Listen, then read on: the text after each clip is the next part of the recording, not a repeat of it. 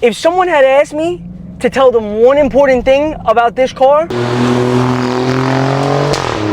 I would tell them this. Is the Alfa Romeo Giulia Quadrifoglio a fun car? Absolutely.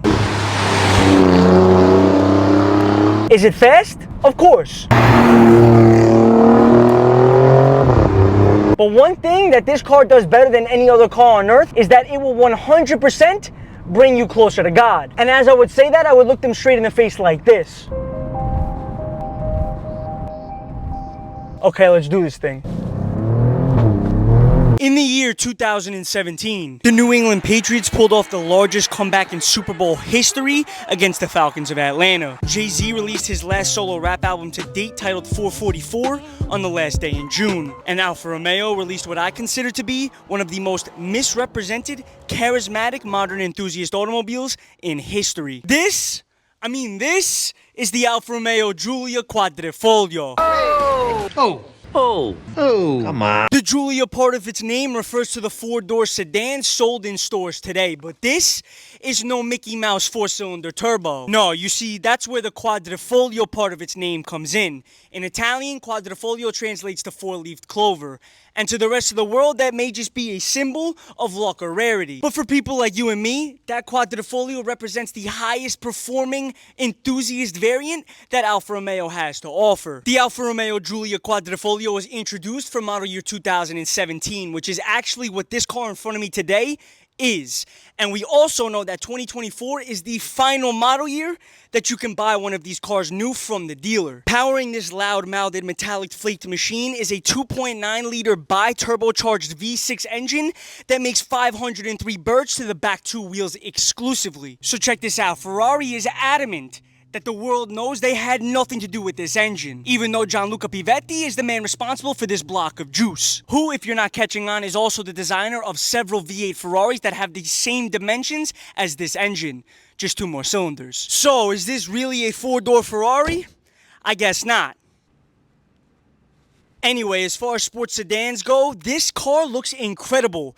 The body lines are mint like a fresh pack of spearmint. Check it out. This car is flavored in a 3-stage paint known as Rosso Competizione. It's actually unavailable on the newer QVs, as the wine metallic flavor that they offer now is called Rosso Etna. In the front of the car, you have the classic Alfa Romeo Trefoglio. You may also know it as the Scudetto grille. It looks more aggressive up here than a hungry French bulldog, and on the lower end of the bumper, you'll notice a carbon fiber splitter. That splitter is actually standard on these cars from factory, and it's active in aiding the aerodynamic design of these cars. When you brake at high speeds, it will deploy to increase downforce. But all that is just fancy talk. What it means is for people like you and me, if you scrape that splitter on a low driveway, you'll be singing more curse words than your Italian grandmother when she burns the lasagna. Moving on. Now, the hood of this thing is actually made out of carbon fiber, and it's exposed when you open it up. That's something you would get on the much more limited F80 BMW M3 CS.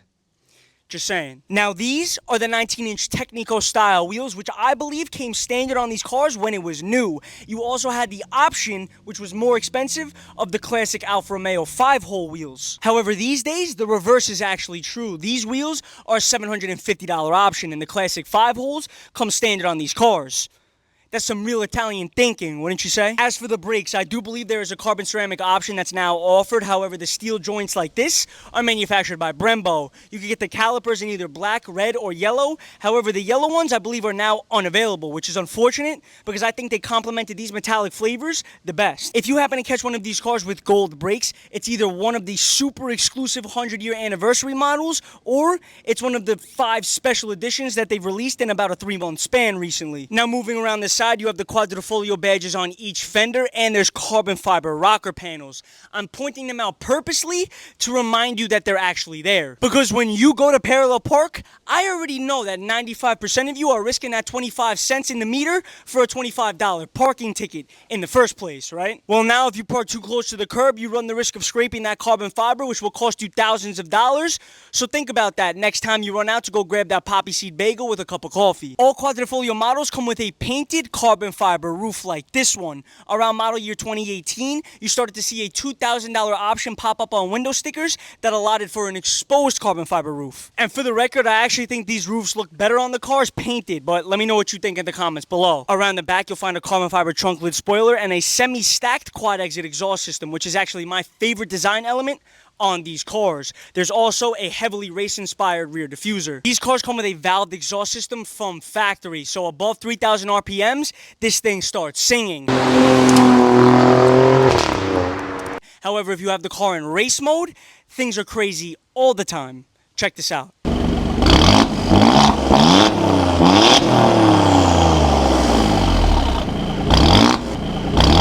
Before we go any further with this visual experience, make sure you hit the like button, leave a comment at the end of the video, and subscribe to the channel. That way, the algorithm dumps me to the top, and I make tons of money. That's how that works, right? And if you got a second, head over to whistlemotors.com. There, you'll find the sweatshirts that everyone's always asking me, yo, where can I get one? The quality is insane. It's all over there. And there's a couple hoodies left over from last collection, so make sure you grab one of those so you can stay fresh and shiver-free this fall. Now back to the video. Alright, here we are. We're in the building. I can't lie, the interior of the Quadrifoglio is a nice place to be. It's covered in smooth leather and Alcantara surfaces. And in here, I would describe it again as business casual, which is exactly what I said about the E92 BMW M3 that I reviewed. Now, this M3's interior is something I like to call business casual. What I mean by that is this Alfa Romeo is able to give you that modern taste with things like Bluetooth and navigation, but it also keeps things very business with things like physical buttons, temperature controls, and a real instrument cluster. Allora, okay, Alfa Romeo uses the acronym DNA to distinguish between its different drive modes. D is for dynamic, N is for natural, and A is for advanced efficiency. But let me break that down for you. Dynamic mode is what you'll be in about 91% of the time. You'll use it when you go grab a fresh tape up, when you gotta go grab groceries, or if you wanna go pick up a nice coffee. Now, natural is pretty much like your comfort mode. You'll use it to take your mother to go get her nails done. Maybe you'll take her to go to church. But other than that, the N stands for nobody, because nobody really uses that one. The advanced efficiency mode. It might save you a little bit of gas money, but personally, I think that's all a myth. What it really does is it'll heighten the sensitivity of things like traction control and stability control when you're in wet conditions. That's somewhat semi-useful considering this is a rear-wheel drive sports car. And then you got race mode. You know what I'm saying? Corsa. You can't even just scroll into it. You have to scroll past dynamic and then use a little extra force. I'm serious. It's like the car's way of asking you for extra clarity. Like, bro, are you sure you really want to do this? You see, race mode is like the I don't care button. It deletes traction control, stability control, opens the valves in the exhaust system, and it will immediately tell you what your friends really think about you deep down inside, because it immediately alerts passengers that everything is on the line, including their life. Race mode is the way of Alpha telling you you're on your own. It's definitely the most fun and gives you the full authentic experience, but let me be honest, most of you out there can't really drive like the way you think you can drive. So unless your goal is to turn this $90,000 piece of Italian machinery into leftover Sunday brajol on the side of the road, I would take it easy in this mode, okay? Anyways, outside of that, the interior,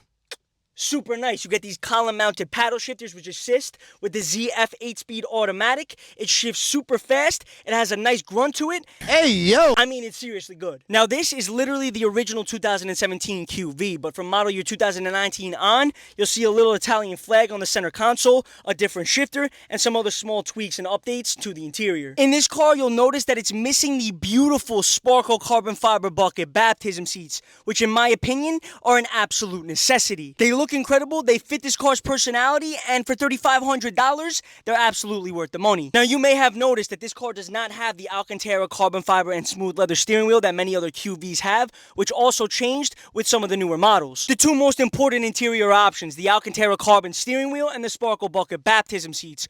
Who spec'd this car with such irrational foolishness? Well, the owner of the car is Sicilian. You can't tell these people nothing. Alright, now this is the part of the video where things get sensitive. The Alfa Romeo Giulia Quadrifoglio is a $95,000 car, new on paper if you do it right. However, in the secondhand market, you can find these things for $50,000 all day long. I'm over here telling you how great this car is, but they're losing half their value.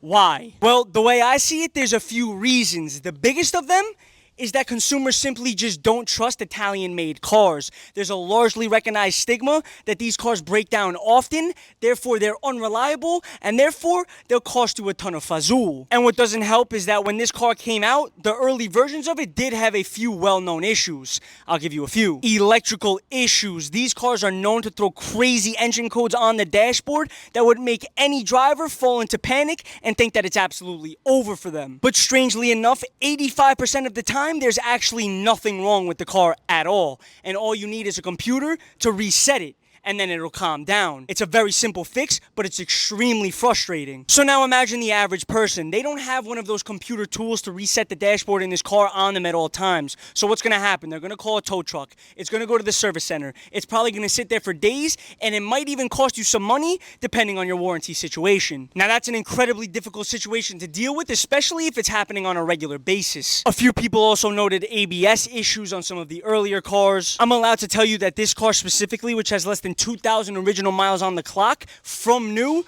was left stranded one time because that little electrical measurement that tells you how much gas you have left just didn't move. So the car ran out of gas and the owner was left stranded. And once upon a time, I was told this car also had a panic attack. It had the electric throttle response light on. The car was shaking a little bit, but really all it needed was just a jumper because the battery had been sitting for a long time. Go figure. Again, you could see how little nonsense like that could deter a potential customer and have them just walk right down the block to BMW and pick up a brand new M3. Okay, so I talked about the exterior, I ran through the guts of this Alfa Romeo Giulia Quadrifoglio, and I told you some of its common issues. That means there's only one thing left to do, and that's drive. All right, I'm throwing it into race right now. Paddle shifter's engaged. Automatically, you can hear the sound of the... Let me crack this open real quick. Hear that? The pop? It's good. It's good, and it handles on a dime. Hopefully we don't run out of gas. It's gonna be the first time this week that happened to me.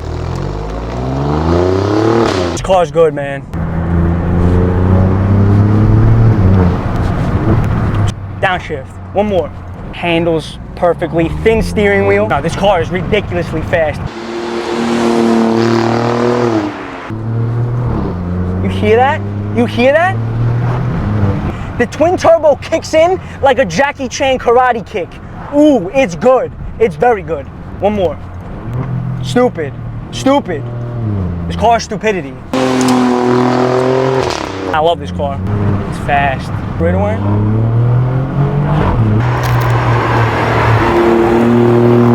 Nah, this car moves. This car moves like you gotta go across the country, California to New York. This car can move. For sure, without a doubt. It's scary. I'm praying this entire time. I got all the traction control off, all the stability control off, the valves are running. Car's good. And the handling, it just feels solid. And people are scared of this car. It's a shame. It really is a shame. Look at this.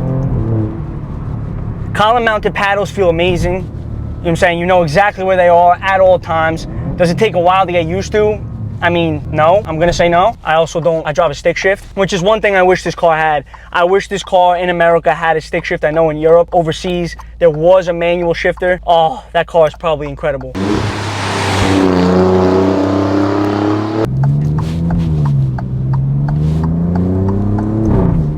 It sounds insane. This is a stock exhaust. This car is exceptionally good. I think it's starting to rain a little bit. Am I gonna throw it an A?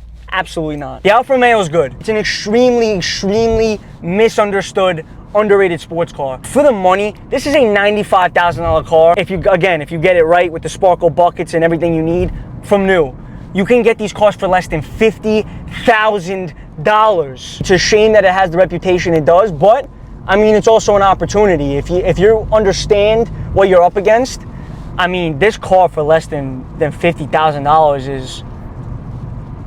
it's special. That's what it is. It's just special. Oh, this car is so good. And there you have it, the Alfa Romeo Giulia Quadrifoglio. I think that the internet has this car all wrong. Because look, if you've ever had someone that drives you absolutely crazy, but you love them anyway, this car is that relationship in mechanical form. In the beginning of the video, I did tell you that this car will bring you closer to God. And that's because every time you drive this car, you'll spend 60% of the time praying that you get where you need to go without a hiccup. And the other 40%, you'll spend thanking the man upstairs for allowing you to experience such an incredible piece of automotive excellence. And that's a wrap on the Alfa Romeo Giulia Quadrifoglio. Make sure you like, comment, share, and subscribe below. If you enjoyed this review, make sure you tap in my socials where I post every single day at Whistle Motors. Big Whistle.